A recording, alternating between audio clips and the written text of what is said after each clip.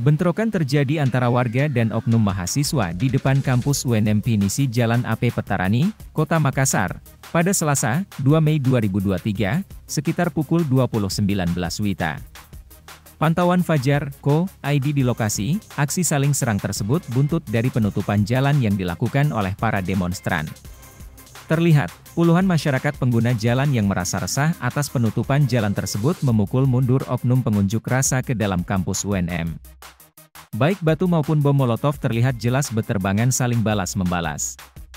Sementara, dari pihak kepolisian memberikan imbauan agar aksi tawuran tersebut dihentikan oleh masyarakat pengguna jalan dan oknum pengunjuk rasa.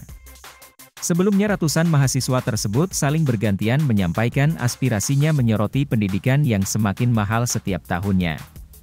Jurnalis Fajar National Network, Muhsin, melaporkan.